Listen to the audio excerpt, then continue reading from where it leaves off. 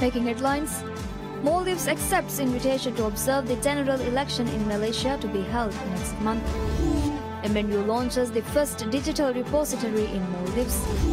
Maldives contracts Oxford Centre for Islamic Studies to conduct documentation and surveying of endangered tangible cultural heritage. And Facebook Incorporated shares post its biggest daily gain in nearly 2 years as Chief Executive Mark Zuckerberg fended off questions from US senators.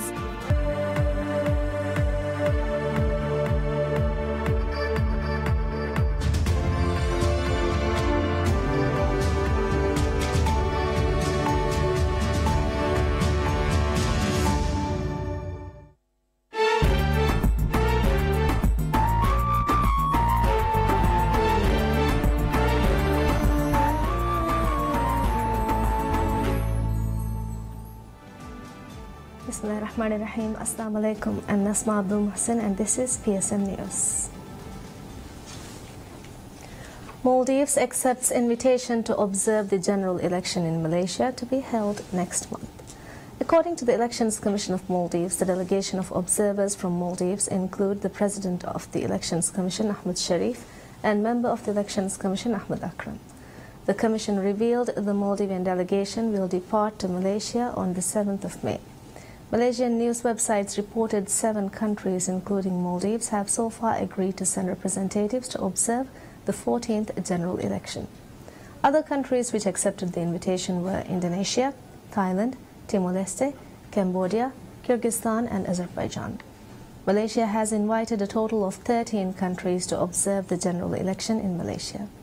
The general election of Malaysia will be held on the 9th of May, with 14.9 million registered voters expected to cast ballots. Minister of Defence and National Security Adam Sharif Umar states Maldivian citizens must take example from the efforts of Indian citizens in protecting its image in the world.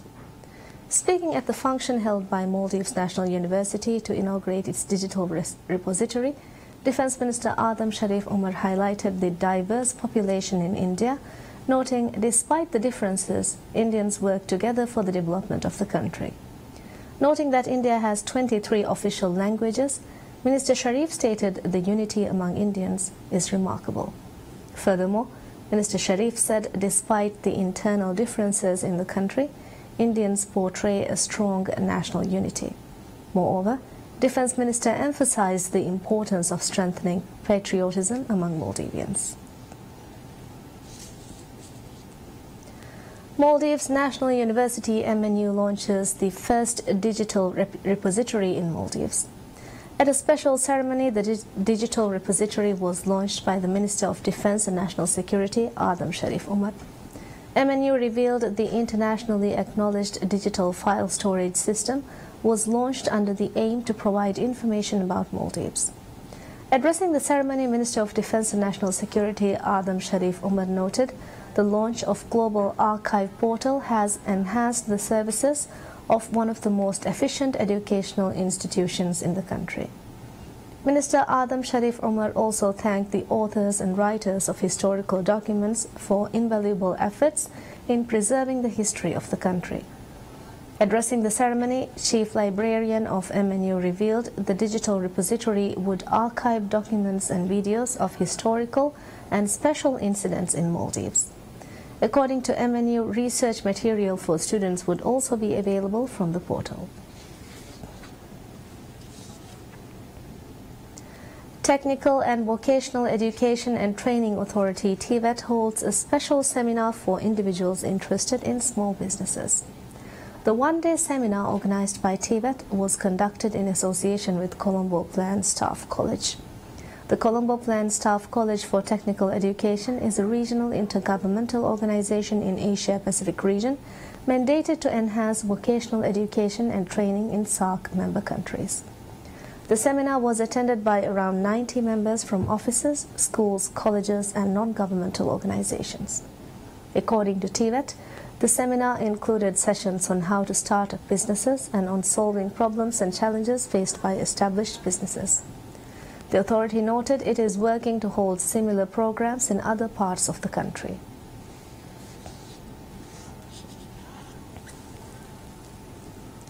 Maldives contracts Oxford Centre for Islamic Studies to conduct documentation and surveying of endangered tangible cultural heritage sites. The agreement of Maldives Heritage Survey was signed by Minister of Education Dr. Aisha Chiham and project leader from Oxford Centre for Islamic Studies, Professor Michael Feener. Speaking at the ceremony, Education Minister Aisha Chiham highlighted Maldives has a rich culture, adding that it is important to have written documents regarding the culture and heritage of Maldives. The minister also expressed the heritage sites are priceless and should be preserved. Moreover, Department of Heritage revealed plans to establish a heritage registry for the sustainable management of heritage sites in the country. Minister Aisha Chiham said Oxford Centre for Islamic Studies will compile the registry under the agreement and noted the importance of establishing such a registry.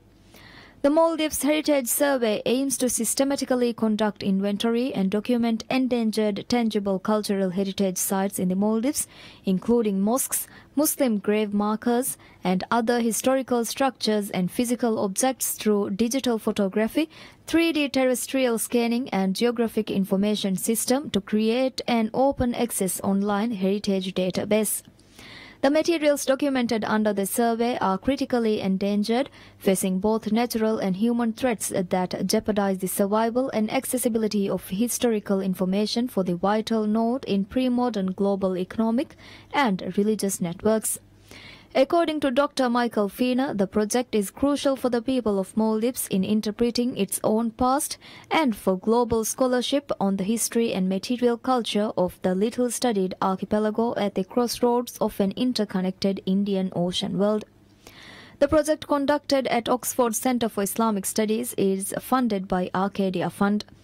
Meanwhile, the components of the project in Maldives will be conducted in partnership with Maldives Department of Heritage with additional support from the Earth Observatory of Singapore. The initial field survey is planned to begin in April 2018, during which time the online database will be launched. Minister of Environment and Energy Thorig Ibrahim reveals the freshwater facility established in Fonadu of Lamu Atoll will commence its services soon. In a tweet, Environment Minister Thorig Ibrahim revealed a water supply network and freshwater production system using reverse osmosis technology has been established in the island. Furthermore, Minister Thorig noted the facility is ready to begin its operations and provide fresh water to the people of the island. One of the biggest problems faced by the population of nearly 3,000 citizens of Fonadu Island is attaining safe water. The project was funded by the state budget and cost over $3 million.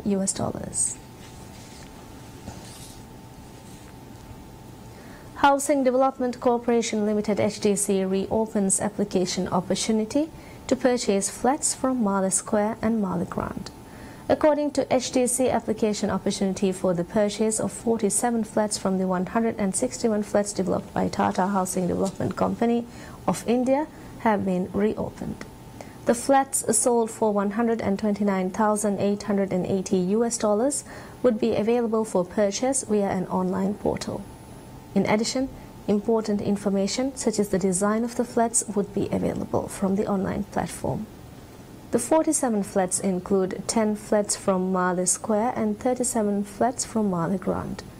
These flats have 3 rooms, 2 toilets, a sitting room, a kitchen and a dining area. According to HDC, the applicants should be Maldivians of age 21 and above and should not have attained a flat under the first opportunity opened on the 31st of January. Indira Gandhi Memorial Hospital IGMH reveals the smoking cessation clinic has been well received by the public. IGMH revealed its respiratory department has 24 trained employees and the clinic is equipped with facilities to help stop the consumption of tobacco. Smoking harms nearly every organ of the body. Cigarette smoking causes 87% of lung cancer deaths. It is also responsible for many other cancers and health problems. These include lung diseases, heart and blood vessel diseases, stroke and cataracts. Women who smoke have a greater chance of certain pregnancy problems or having a baby die from sudden infant death syndrome, SIDS. According to statistics, 70% of patients who visit doctors suffer from diseases directly connected to smoking. While the number of people consuming tobacco increases day by day, the habit is a norm in Maldives. The government, relevant stakeholders and non-governmental organizations attach a significant importance to control tobacco consumption in Maldives. Under the efforts of government, Indira Gandhi Memorial Hospital IGMH started a smoking cessation clinic to assist individuals aiming to stop the consumption of tobacco. The clinic is equipped with facilities to help stop the consumption of tobacco and also provides counseling. According to IGMH, the clinic is open every day except Friday from 1300 hours to 1500 hours. Speaking with PSM News regarding the services provided by the clinic, consultant in respiratory medicine of IGMH, Dr. Muhammad Ismail, highlighted that the clinic will provide information about the harmfulness of smoking and about the high risk of diseases caused by smoking, noting the clinic will also give professional counseling to smokers who want to quit. IGMH noted the clinic is well received by the public and highlighted the service is covered by the Universal Health Insurance Scheme of Maldives, ASANDA.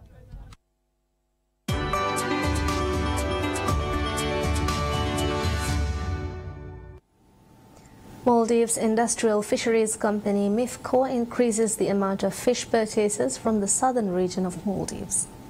In a statement released by the company to announce the increase in purchases, MIFCO revealed one of its largest fish storage vessels is currently active in the region. In the past 3 days, the fishermen from the south had an excellent fishing spree, but due to the lack of fish storage vessels, the fishermen had faced various difficulties.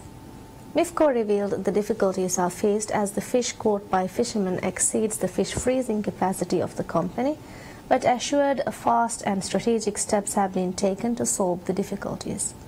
According to MIFCO, in the last 6 months it had purchased about 150 tons of fish per day and noted in the past 3 days about 600 tons of fish were purchased per day. MIFCO revealed it aims to ease the difficulties faced by the fishermen by extending the operating hours of the ice storage facilities to 24 hours. Last year, MIFCO had increased the amount of fish buying capacity from 400 tons to 720 tons, while frozen fish storage capacity was increased to 612 tons. In addition, the ice production capacity was increased from 355 tons to 630 tons. Maldivian fishermen face difficulty in selling fish during the fishing season due to the lack of fish buying and storing capacity in the country. With President Abdullah Yamin Abdul Qayyum assuming office in 2013, he has taken key initiatives to solve these issues.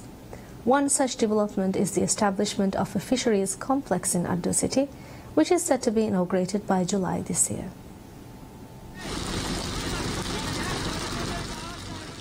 The administration of President Abdullah Yamin Abdul Qayyum has taken key and strategic steps to ensure local fishermen receive the best prices for the fish, especially during the fishing seasons. To achieve the objectives, the current administration has expanded the capacity of Maldives Industrial Fisheries Company, MIFCO.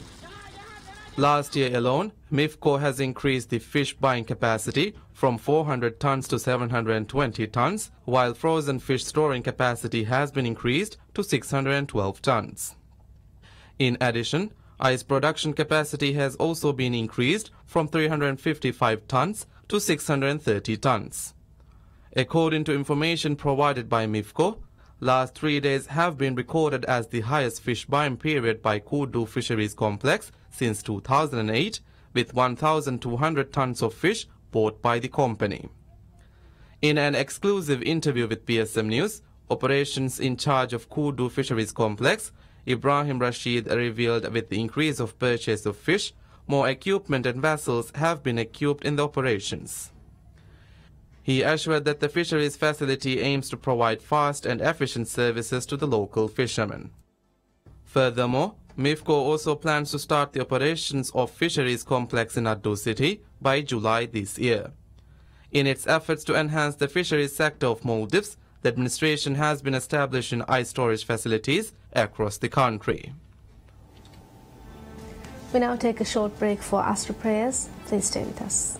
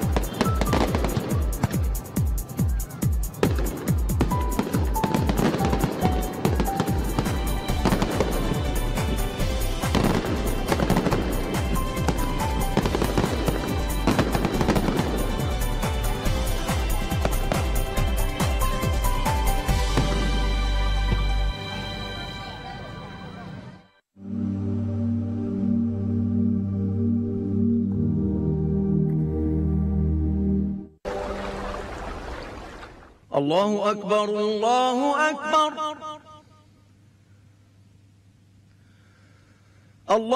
الله أكبر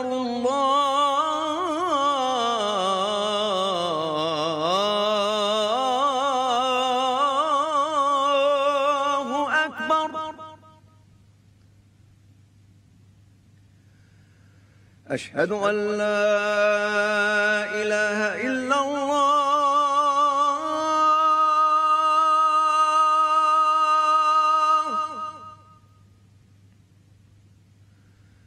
أشهد أن لا إله إلا الله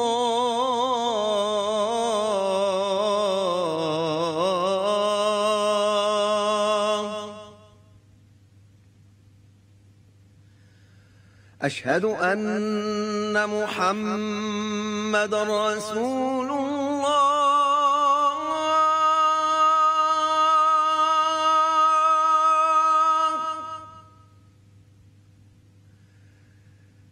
أشهد أن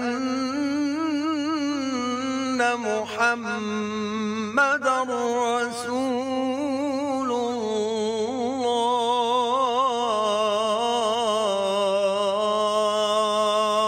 الله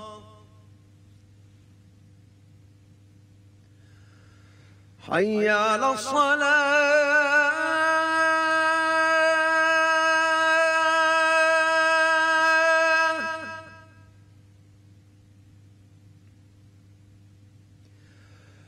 حي على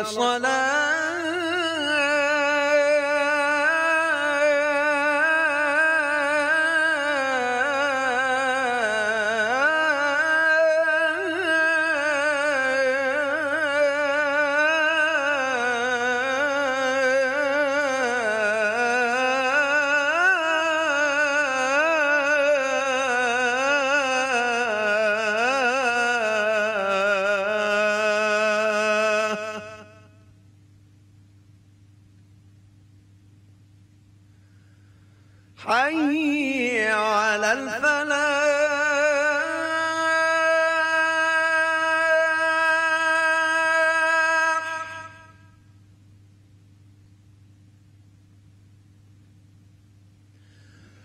حي على الفلاح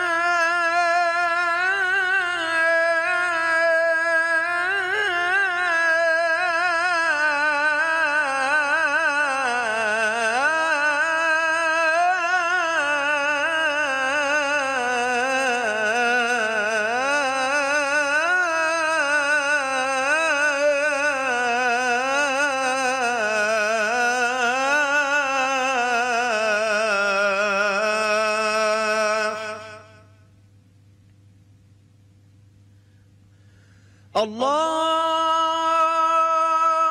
أكبر الله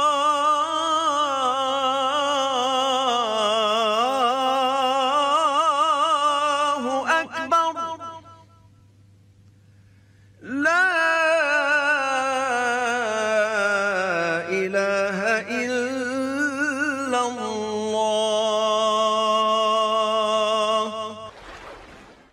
اللهم رب هذه الدعوة التامة والصلاة القائمة آت محمدا الوسيلة والفضيلة والدرجة الرفيعة وابعثه مقاما محمودا الذي وعدته وارزقنا شفاعته برحمتك يا أرحم.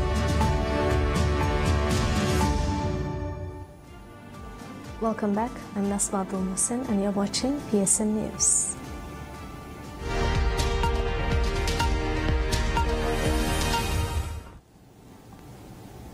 Chinese President Xi Jinping holds a series of bilateral meetings on the sidelines of the Boao Forum for Asia Annual Conference 2018 in the southern province of Hainan.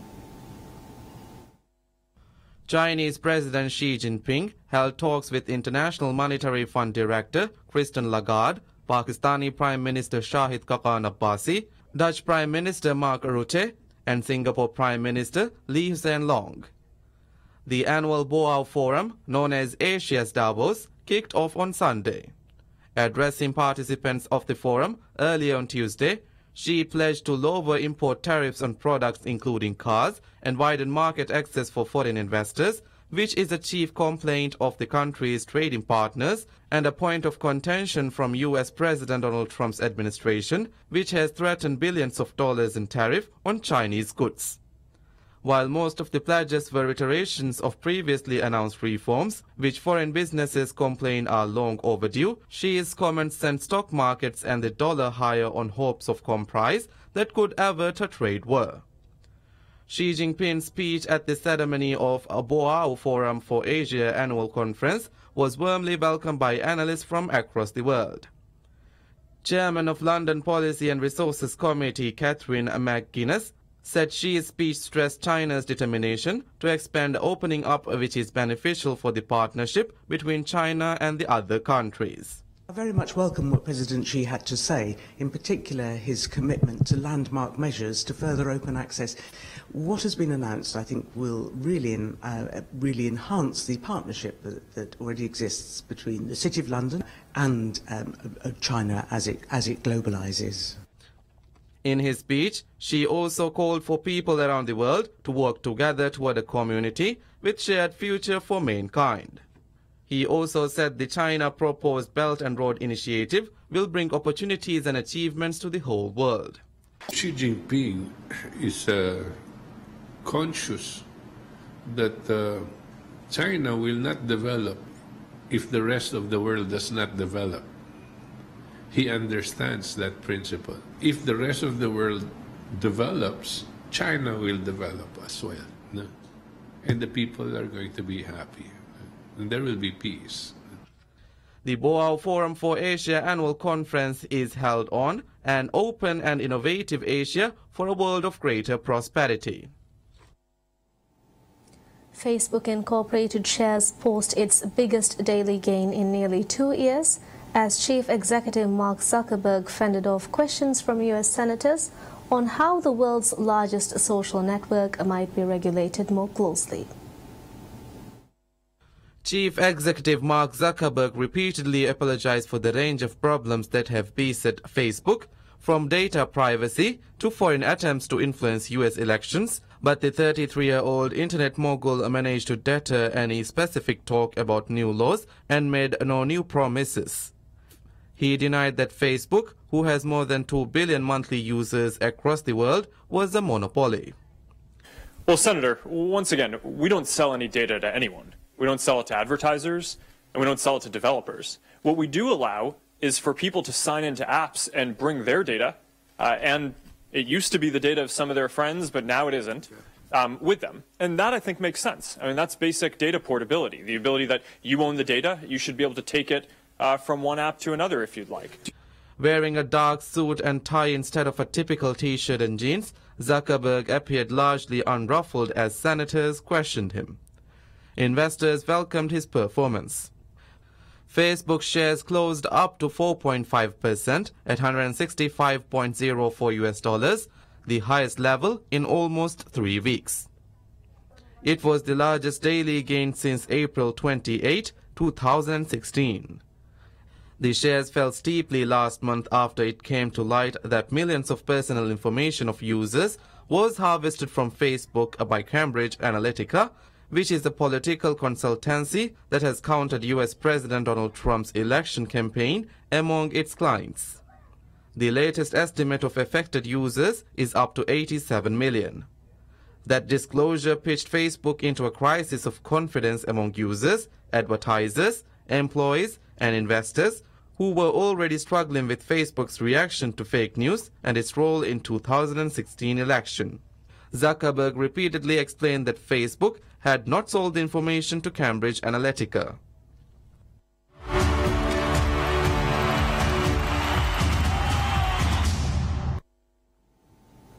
At the end of a week in which his Manchester City team suffered 3 defeats at the hands of English rivals, Pep Guardiola was in the unusual position of being on the defensive after they were eliminated from the Champions League by Liverpool. The damage to Manchester City's European ambitions had been done 6 days earlier at Anfield, where they were beaten 3-0, but there was still an anguished look to the Spaniard after the 2-1 home loss in quarter-final second leg. Runaway Premier League leaders City have conceded 8 goals in those 3 games and threw away a 2-goal lead in the Manchester derby, which they lost 3-2 to visiting United.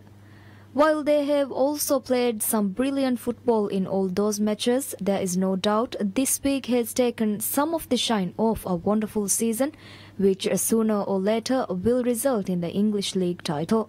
City lead the domestic standings by 13 points with 6 games remaining, and their season has included an 18-game unbeaten run. What will surely dominate his thoughts, however, is the fact that the Spaniard's hope of taking City into the elite of Europe in the company of his former clubs Barcelona and Bayern Munich remains a goal he has yet to achieve. Guardiola fielded an attacking lineup against Liverpool with just 3 recognised defenders, and his approach paid off with a second-minute goal from Gabriel Jesus, setting up a relentless first half of attacking. But he was left fuming by the Spanish referee's decision to disallow an effort by Leroy Sane for offside just before the break, and his protests saw him sent to the stands by Antonio Matthew-Lahoz. Television replays showed the ball had come off Liverpool's James Milner when it played towards Sane. Liverpool showed that they have developed defensive steel alongside their attacking flair as they withstood waves of Manchester City attacks to emerge with a 2-1 win and an advance of 5-1 on aggregate in their Champions League quarter-final. Ever since their German manager Jurgen Klopp took charge at Anfield 2.5 years ago, critics have questioned whether this team have the necessary defensive nose to go with their devastating forward line. But Klopp's side have showed they have that defensive solidity.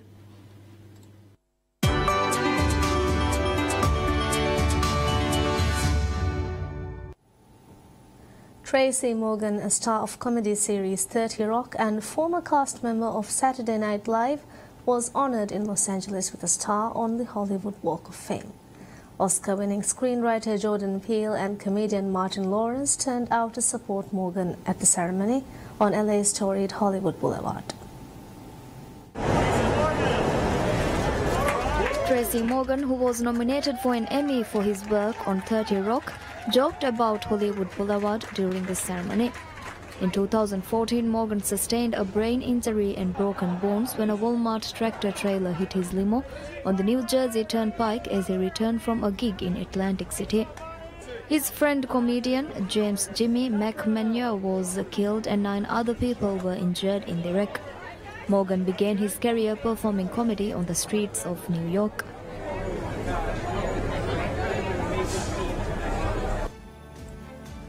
And that's all we have for you right now. Thank you for watching. Have a very pleasant day.